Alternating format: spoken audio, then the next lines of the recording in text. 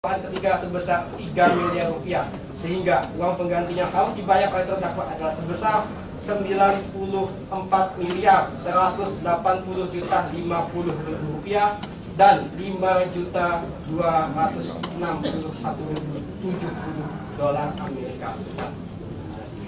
Di samping pidana tambahan berupa uang pengganti dengan mendasarkan pada ketentuan pasal 17 junto pasal 18 ayat 1 huruf D dan dihubungkan dengan ketentuan pasal 10 huruf D ke 1 KUHP, maka terhadap pelaku tindak pidana korupsi dapat dikenakan pidana tambahan berupa pencabutan hak-hak tertentu sehubungan dengan kedudukan terdakwa Hans Urbaningrum pada saat melakukan tindak pidana korupsi adalah sebagai anggota DPR dari fraksi Partai Demokrat yang dipilih langsung oleh rakyat di daerah pemilihannya, yang sudah barang tentu memiliki harapan besar agar terdakwa berperan aktif dalam upaya pemberantasan korupsi di Indonesia. Demikian juga dengan kedudukan terdakwa sebagai ketua fraksi dan kemudian sebagai ketua umum Partai Demokrat, di mana jabatan terdakwa merupakan jabatan strategis dalam sistem politik Indonesia. Maka perbuatan terdakwa bukan saja menciderai tatanan demokrasinya yang dibangun, tetapi juga semakin memperbesar public distrust kepada lembaga politik dan partai politik, padahal terdakwa berasal dari the ruling party. Sehubungan dengan hal tersebut, untuk menghindarkan negara Indonesia dari kemungkinan dipimpin oleh orang yang telah dijatuhi hukuman akibat melakukan tindak pidana korupsi, maka terhadap terdakwa Hans Urbaningrum dapat dijatuhi pidana tambahan pencabutan hak-hak tertentu. Kesimpulan, Majelis Hakim yang terhormat, tim penasihat hukum terdakwa dan sidang pengadilan tindak pidana korupsi yang kami hormati, berdasarkan uraian yang kami kemukakan dalam analisa yuridis sebagaimana tersebut di atas, maka kami selaku penuntut umum berkesimpulan bahwa terdakwa Hans Urbaningrum telah terbukti secara sah dan meyakinkan menurut hukum bersalah melakukan tindak pidana korupsi sebagaimana diatur dan diancam dalam pidana dakwaan ke-1 primer melanggar pasal 12 huruf A junto pasal 18 Undang-Undang Republik Indonesia nomor 31 tahun 1999 tentang pemberantasan tindak pidana korupsi sebagaimana telah diubah dengan Undang-Undang Republik Indonesia nomor 20 tahun 2001 tentang perubahan atas Undang-Undang Republik Indonesia nomor 31 tahun 1999 tentang pemberantasan tindak pidana korupsi junto pasal 65 ayat 1 KUHP. Dan dakwaan kedua melanggar pasal 3 Undang-Undang Republik Indonesia nomor 8 tahun 2001 tentang pencegahan dan pemberantasan tindak pidana pencucian uang junto pasal 65 ayat 1 KUHP.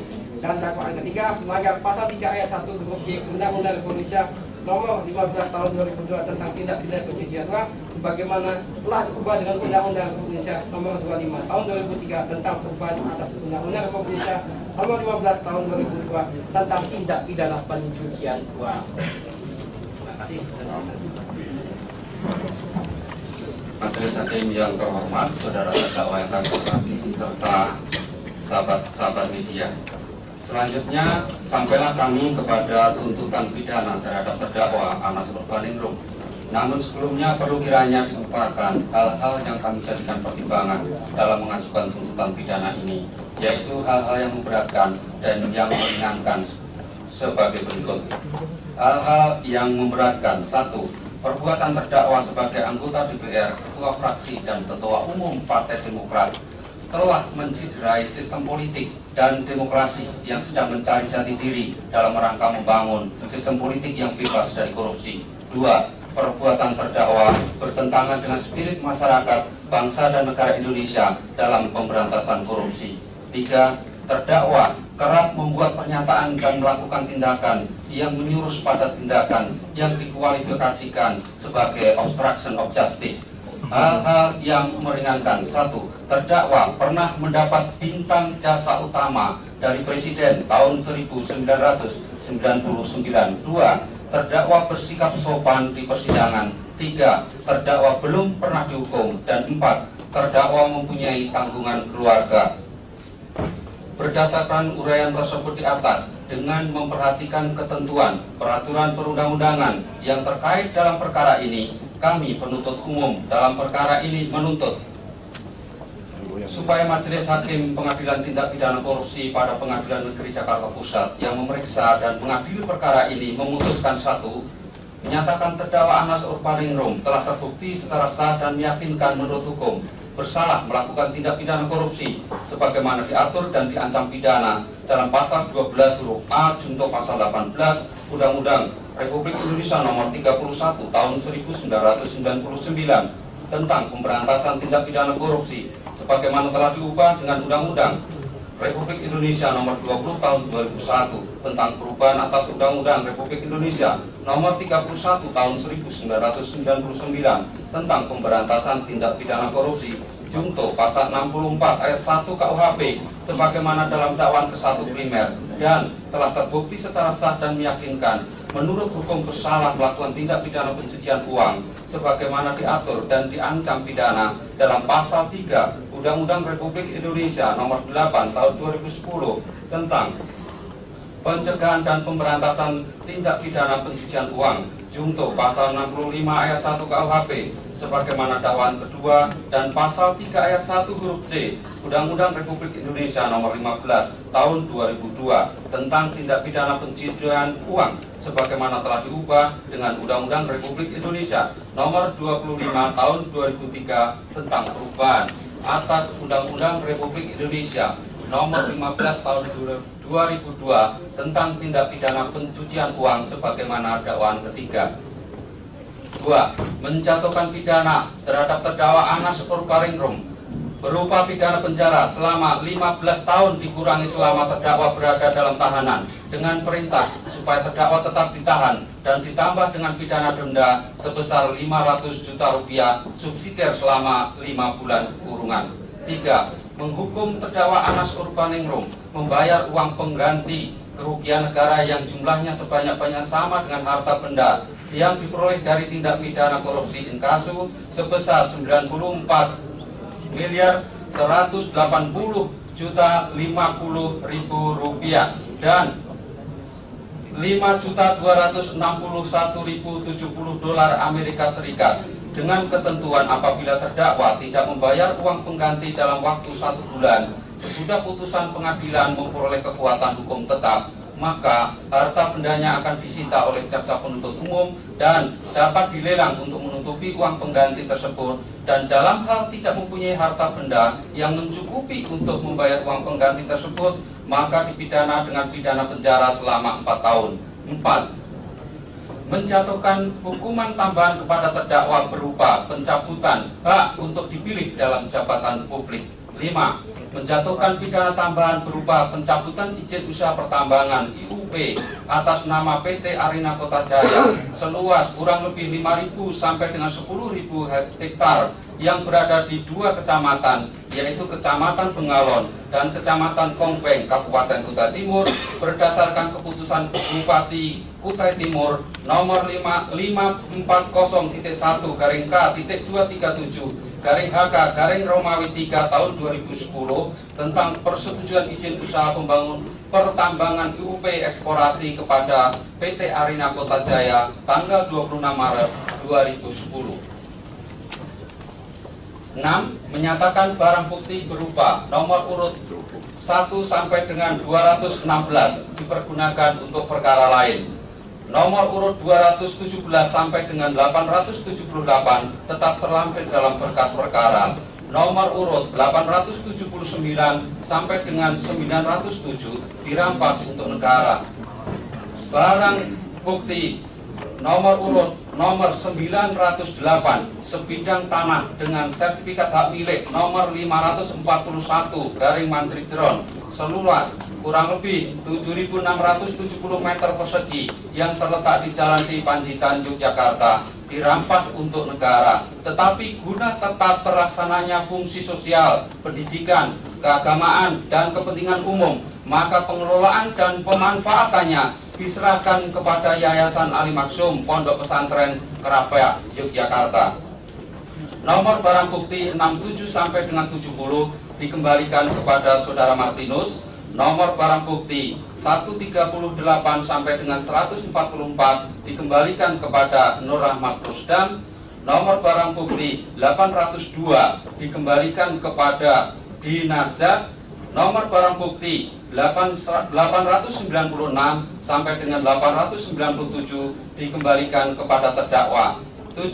Menetapkan biaya perkara sebesar Rp10.000 dibebankan kepada terdakwa. Majelis Hakim yang kami muliakan, penasihat hukum yang kami hormati, terdakwa yang kami hormati, dan seluruh hadirin dan sahabat media. Sebagai bagian akhir dari tuntutan, dalam kesempatan yang terhormat ini, perkenankanlah kami selaku jaksa penuntut umum yang diberikan kehormatan untuk menuntut seorang politikus muda, cerdas di pengadilan, berharap semoga terdakwa Anas Urbaningrum yang mengidentikan diri sebagai sosok Wisanggeni bukan semata-mata memperlihatkan kesaktiannya yang tak tertandingi untuk membuat kayangan bubar, tetapi benar-benar bertindak dengan hati yang dipenuhi keluhuran budi untuk rela berkorban demi keutuhan negeri. Meskipun terdakwa tidak bisa ikut dalam kontestasi Baratayuda Pilpres 2014, tetapi pengorbanannya menjadikan keunggulan Pandawa dalam perang Baratayuda. Bukankah Ronggo Warsito pernah berkata, "Suro diro jayaningrat, lebur dening pangastuti"? Demikian tuntutan kami. Semoga majelis hakim yang mengadili perkara ini tetap teguh, arif dan bijaksana, sehingga dengan demikian harmoni dalam pencarian kebenaran ini tetap terjaga, dan oleh karenanya hukum benar-benar akan menjadi sarana pencapaian tujuan keadilan, kepastian, dan kemanfaatan bagi semua. Terima kasih. Semoga Tuhan yang Maha Adil senantiasa memberikan hikmah dan kebijaksanaan bagi kita semua. Wassalamualaikum warahmatullahi wabarakatuh. Jakarta, 11 September 2014. Jaksa Penuntut Umum pada Komisi Pemberantasan Korupsi: Yunti Kristiana, IKD Wiradana, Edi Hartoyo, Eli Kusumastuti, Ahmad Burhanuddin, Eva Justisia, Tri Mulyono Hendarti, Alandika Putra, Budi Sarumpait, Febi Diandospendi, Arif Suhermanto, Moh Takdir Suhan. Sebelum kami mengakhiri, kami sampaikan kepada majelis, ada renvoi di dalam tuntutan, sudah kami paraf, nanti kami sampaikan. Kemudian tadi ada renvoi pembacaan dari penuntut umum di dalam halaman 1665 disebut, dibacakan, dihadirkan. Yang benar adalah disebutkan di persidangan. Demikian kami bacakan. Terima kasih.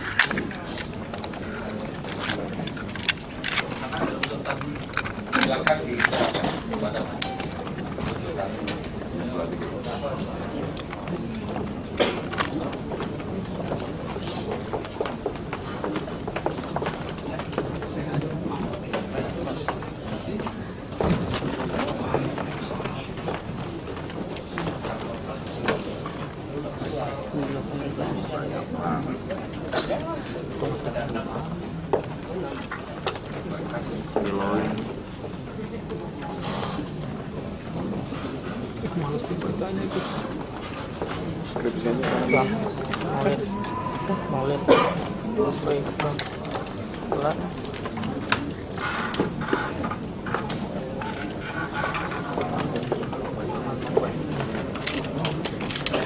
Baik, saudara terdakwa, nomor 4.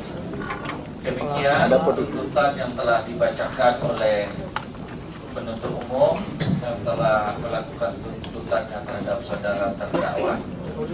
Dan terhadap tuntutan ini, undang-undang memberi saudara hak untuk melakukan pembelaan diri. Dalam hal ini kami tanyakan kepada saudara, apakah saudara akan membuat pembelaan sendiri atau menyerahkan kepada tim penasihat hukum, atau dua-duanya saudara buat dan penasihat hukum juga buat? Bagaimana? Apakah ada tanggapan saudara atau mau menyerahkan ke kami? Boleh penasihat hukum, bagaimana? Baik, yang mulia, untuk pembelaan saya akan, sebagai terdakwa, saya akan menyampaikan pembelaan pribadi, tetapi juga ada pembelaan yang akan disiapkan oleh penasihat hukum. Jadi ada dua, satu pembelaan pribadi, yang kedua adalah pembelaan yang disiapkan oleh penasihat hukum. Mengapa ini perlu saya dan penasihat hukum lakukan? Karena tadi ini tuntutan sangat lengkap, kecuali objektivitas, keadilan dan fakta-fakta persidangan yang lengkap dan berimbang. Jadi tuntutannya lengkap kecuali soal keadilan, objektivitas dan fakta-fakta persidangan yang berimbang. Karena itu penting bagi kami untuk menyampaikan pembelaan agar di persidangan ini betul-betul berdasarkan fakta-fakta persidangan yang objektif, tidak ada pemaksaan dan kekerasan hukum kepada warga negara. Terima kasih. Baik, selanjutnya kami tanyakan atau ada tanggapan dari penasihat hukum terdakwa. Silakan. Baik, terima kasih yang mulia. Kalau berkenan kami untuk kepentingan koordinasi boleh konsultasi 1 menit. Oh ya, silakan.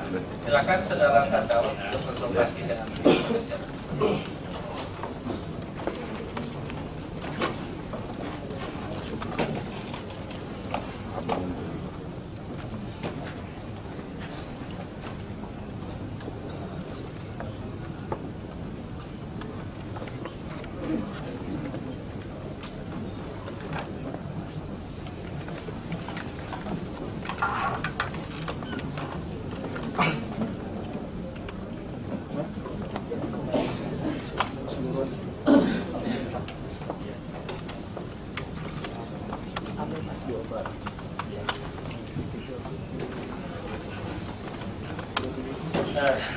Terima kasih yang mulia. Berdasarkan konsultasi dengan kami, ada beberapa poin yang kami sampaikan. Pertama, kami sepakat bahwa pembelaan dan jelas ada 2 pembelaan. Yang pertama adalah pembelaan dari kami sendiri, yang kedua adalah dari kami selaku penasihat hukum. Kemudian soal waktu, yang mulia, kami sangat menghargai apa yang disampaikan oleh yang mulia menyangkut komitmen waktu. Tapi ini sekedar usul. Kalau itu dimungkinkan, kami terima kasih. Tapi kalau tidak, kami menyelesaikan tanggung. Ini mengingat tebal Pak surat tuntutan. Apakah dimungkinkan kami minta waktu 10 hari misalnya, yang mulia. Itu kami maksimalkan. Tapi kalau tidak, ya kami alternatif pinjam melalui majelis, kalau bisa ya flash disknya kami dapat dari rekan jaksa penuntut umum. Kalau itu dimungkinkan, supaya seperti prosesnya itu bisa kita lakukan secara optimal ya, karena kan kasus ini sedemikian tebal. Ya, dari aspek waktu kami betul-betul menghargai itu. Dan yang kedua ya tentunya kami ingin mengoptimalkan kerja kami. Kami juga sadar betul agenda yang mulia kami tetap harus juga utamakan karena itu kami mengusulkan ini. Kemudian ada beberapa poin yang nanti sekaligus saja. Yang pertama adalah tadi ada rekan jaksa penuntut menyampaikan semacam US Department inform atau US Department letter gitu yang tadi ya kalau boleh berkenan supaya ada keseimbangan, dan kami jaminlah kepada rekan jaksa penuntut tidak ada apa-apa, kan kami ingin kalau berkenan dalam peradilan ini juga sekali lagi proses kami ingin keterbukaan biar kami boleh insage termasuk yang tadi disampaikan. Kami mohon juga diberi kesempatan yang seluas-luasnya dalam proses insage itu yang mulia, semata-mata demi kepentingan keadilan saja yang mulia, supaya kami tidak nanti dalam posisi yang ya seringkali nanti diarahkan sebagai obstruction of justice atau miscarriage of justice. Kami tidak ingin itu, sebenarnya tidak ada bayangan ataupun niatan kami untuk melakukan justru hanya semata-mata kepentingan keadilan. Kemudian kaitannya juga penting terakhir, rekan jaksa penuntut umum kan sering menyebutkan Pak Nazar ini justice collaborator ya sesuai pengalaman kami saja pada saat kami menangani bantuan kami Pak Agus Condro, Pak Susmodwati dan Pak Jaksa Sistoyo itu, kami biasanya menerima semacam surat atau melihat surat itu ada persetujuan tentang posisi sebagai justice collaborator dari lembaga perlindungan saksi dan korban. Itu saja yang kami rasa yang perlu kami sampaikan ya. Terima kasih.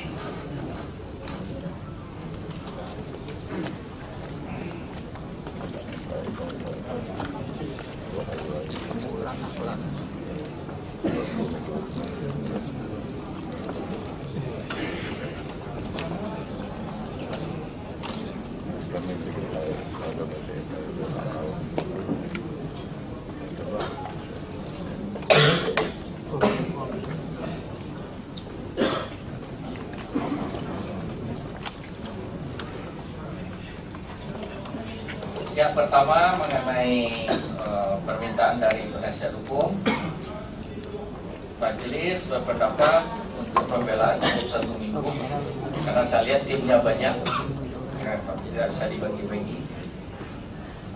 Kedua, mengenai flash disk dari ini mungkin bisa dibantu oleh tim daripada penuntut umum, nanti bisa dikoordinasikan mana-mana yang dibutuhkan, silakan. Kemudian untuk ada bukti yang tadi berkaitan dengan adanya bukti yang perlu dilihat insake, itu dipersilakan. Dan teknisnya kami sarankan kepada penuntut umum, apakah itu boleh difotokopi, apakah itu hanya disalin saja, itu bagaimana aturannya dari penuntut umum. Saya kira demikian. Kalau mau melihat, membaca, saya kira itu merupakan suatu keadilan yang seimbang untuk membantu. Karena tempoh hari juga tidak terbuka. Ya. Silakan. Terima kasih majelis. Jadi terkait dengan insake, termasuk surat yang kami kirim by email kepada US Department of Justice, dalam hal ini di Jakarta, ODAT, nanti kami persilahkan penasihat hukum datang ke kantor untuk membaca, kalau perlu dengan kaca pembesar di situ, email dari US Department of Justice. Kemudian kalau menyangkut flash disk, kami tidak bisa mengabulkan, tapi secara fisik kita sudah menyiapkan. Terima kasih. Baik, demikian tanggapan dari penuntut umum. Silakan koordinasinya dimaksimalkan saja. Bagaimana ini bisa lancar semua untuk proses keadilan. Saya kira demikian dari terdakwa. Silakan persiapkan untuk pembelaannya di hari Kamis depan, tanggal 11 September. Hari ini tanggal 11, tanggal 18 September. Disepakati jam berapa? Ya, kalau berkenan kami optimal mungkin siang saja ya. Siang. Ya, Oke. Setelah salat zuhur ya. Ya, baik. Jam 1 lah. Baik. Kan zuhur itu di sini start jam 12-an ya, jadi lebih kurang jam 1. Lebih kurang jam 1 Pak Jaksa. Siap. Demikian sidang hari ini selesai dan diundur ke hari Kamis tanggal 18 September 2014 jam 1 siang, acara pembelaan dari terdakwa dan tim penasihat hukum terdakwa. Demikian sidang selesai dan ditutup. Terima kasih.